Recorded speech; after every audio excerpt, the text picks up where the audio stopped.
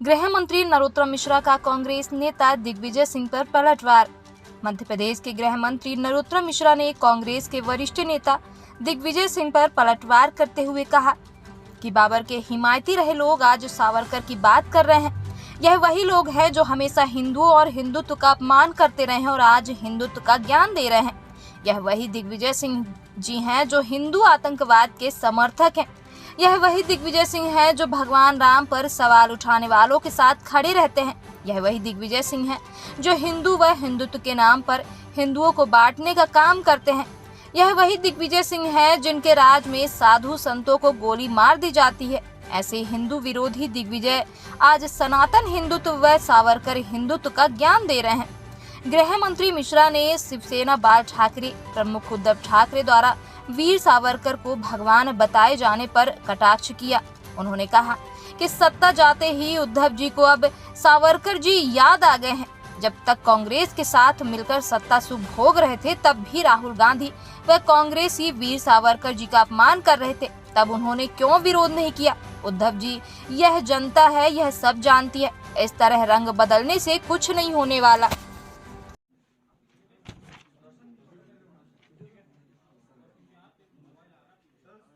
दिग्विजय सिंह ने आज सुबह एक ट्वीट किया है कि सावरकर के पढ़ाए गए हिंदुत्व के संस्कार हैं कि यजमान ऊंचे आसन पर नड्डा जी को लेकर कमेंट किए सनातन और सावरकर के दिग्विजय सिंह सावरकर जी की बात कर रहे हैं। बाबर के हिमायती सावरकर की बात कर रहे हैं। गजब है।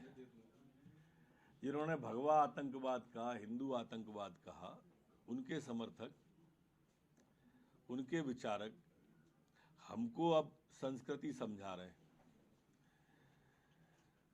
जो अप्रत्यक्ष रूप से और प्रत्यक्ष रूप से राम पर सवाल उठाते रहे, राम जन्मभूमि के शिलान्यास पर सवाल उठाते रहे, वो हमको अब संस्कृति समझा रहे हैं। जो हिंदू और हिंदुत्व पर सवाल उठाते रहे, वो हमारे को अब संस्कृति सिखा रहे हैं और सभ्यता सिखा रहे हैं। वो कांग्रेस जिसने साधुओं पर, संतों पर गोलियां चलवाई, वो हमको अब सनातन का पाठ पढ़ा रहे हैं और सावरकर जी को सनातन का पाठ दिग्विजय सिंह जी जैसे व्यक्ति पढ़ा रहे हैं। ये स्वाभाविक रूप से बाबर के अनुयायी है, इसलिए ऐसी बात करेंगे।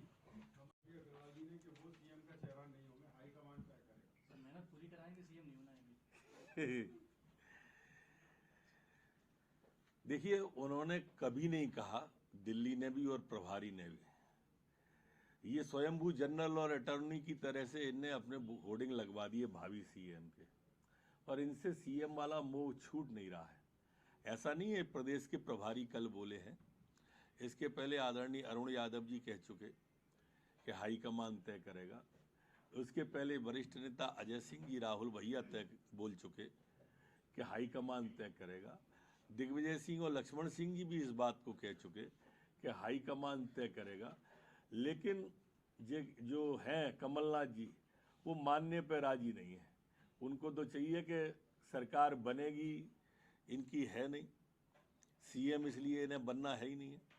प्रभारी अच्छी तरह से जानते हैं कि सरकार भारतीय जनता पार्टी की ही बनने वाली है, और इसलिए वो अकारण को कबीलाई विवाद जिसे कहते हैं ना, ये किसको फिक्र थी कि कबीले का क्या हुआ, सब इस पे लड़ रहे हैं कि सरदार कौन हो।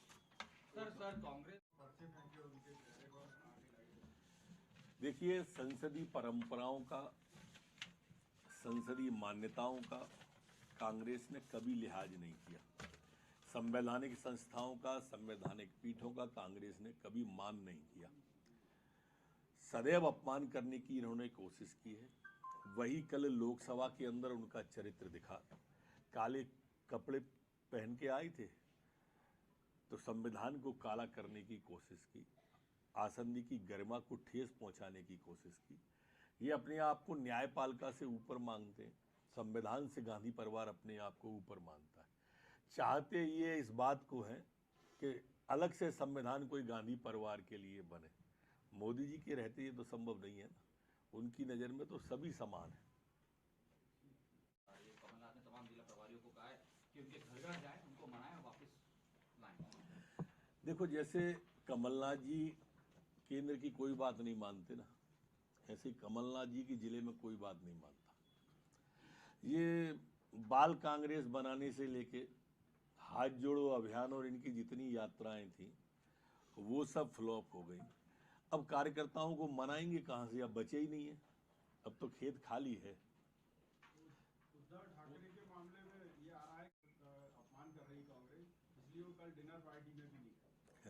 सत्ता जाते ही उन्हें उद्धव जी की याद आ गई, उद्धव जी को सावरकर जी की याद आ गई।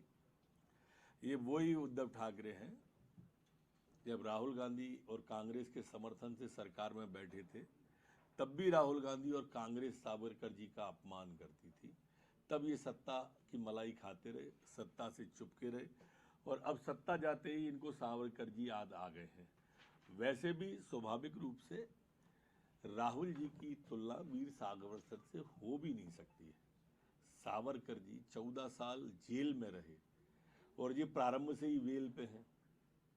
जेल और वेल में जो अंतर होता है वही इन दोनों में अंतर है।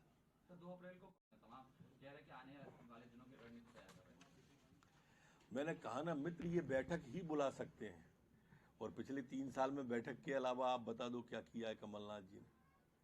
परिस्थिति शारीरिक भी ऐसी है, उम्र का तगादा भी ऐसा है कि स्वाभाविक रूप से बैठक ही बुलानी पड़ेगी। प्रदर्शन थोड़ी करेंगे वो, और प्रदर्शन में गए तो चल नहीं पाएंगे, कारण शारीरिक स्वास्थ्य है उनका। लोकसभा अध्यक्ष